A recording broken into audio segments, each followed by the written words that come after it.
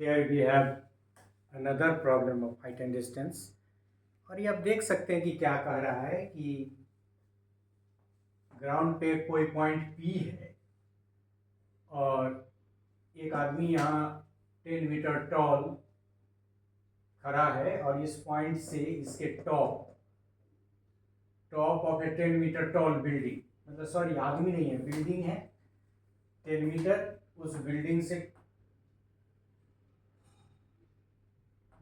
एक उसी के पैरेलल में, उसके फुट के पैरेलल में एक पॉइंट है यहाँ, और इससे इसके टॉप का एंगल जो है, एंगल ऑफ एलिवेशन 30 डिग्री। अब इस बिल्डिंग के ऊपर एक झंडा फहराया जाता है, wasted building and an angle of this flag stock is 45 degree, जिसका ये एंगल जो है वो 45 डिग्री। और तब ये जो लेंथ है बिल्डिंग के ऊपर जो फ्लैग फहराया गया उसका जो लेंथ है वो निकालना है। हिंदी में भी हम इसको पढ़ दें। भूमि के एक बिंदु P से 10 मीटर ऊंचे भवन के शिखर का उन्नयन कोण 30 डिग्री है।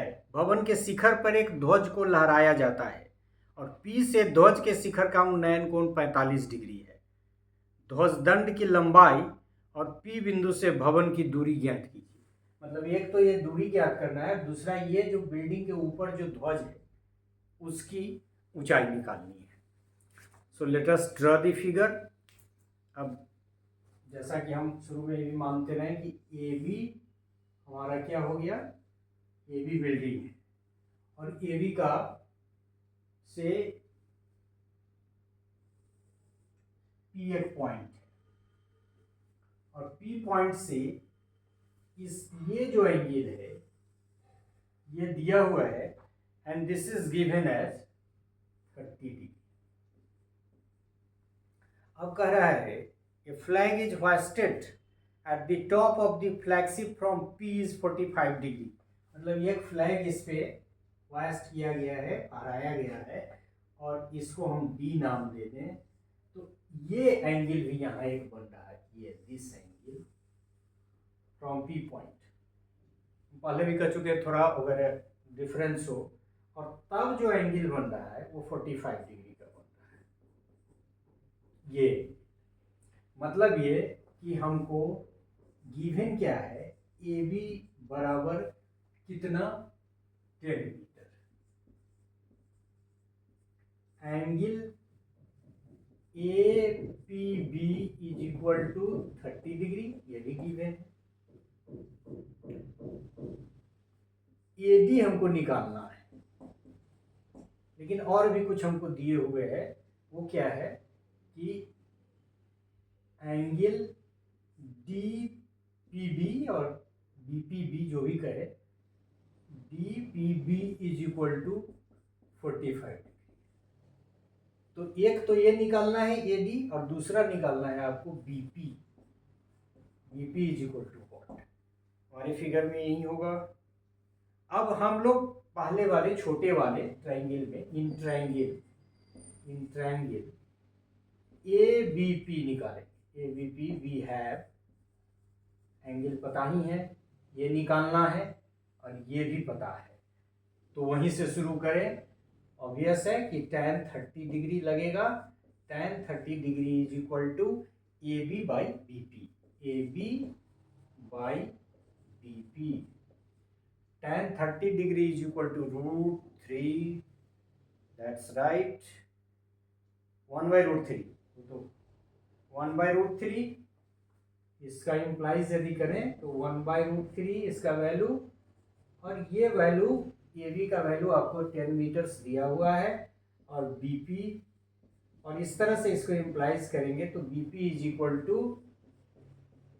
10√3। इसको इक्वेशन 1 करते हैं क्योंकि इसको बाद में हम पुट करेंगे, लेकिन इसका वैल्यू यदि हम निकाल लें एग्जैक्ट BP का तो 10 इंटू 1.732, इस सवाल में भी दिया हुआ है कि यहाँ पाई का वैल्यू 1.732 है। कहीं आपको 1.73 किताब में दिया हुआ है, कहीं 1.73, लेकिन हमने डिसाइड किया था कि हम लोग लेंगे 1.732। तो ये वैल्यू से इसको यदि आप मल्टीप्लाई करेंगे तो ये वैल्यू आपका कितना आ जाएगा 17.32 मीटर। मतलब ये तो निकल गया आपका, क्या निकल गया, बीपी। बीपी इज 17.32 या फिर ऊपर देखें तो भी है 10√3। लेकिन हम लोग दूसरे पार्ट में जो वैल्यू पुट करेंगे वो 10√3 ही पुट करेंगे, क्योंकि कैलकुलेशन में कैसे वो भी हम देखेंगे।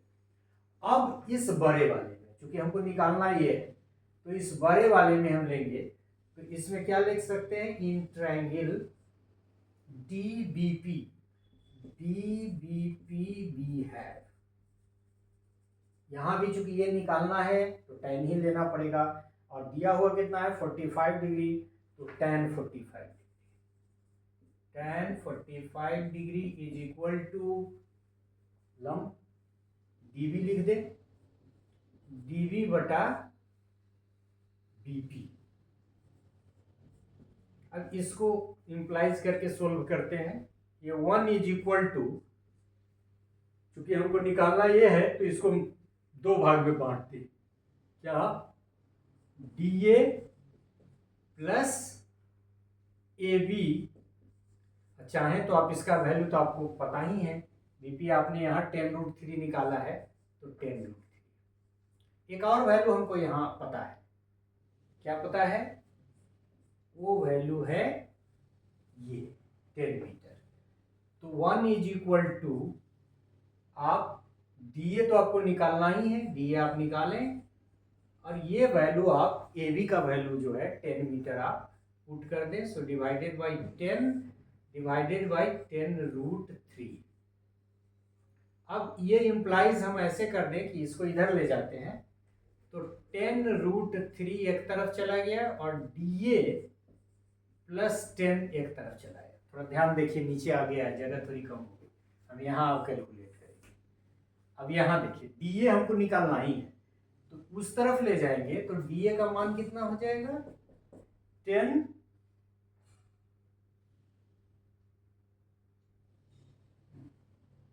DA is equal to,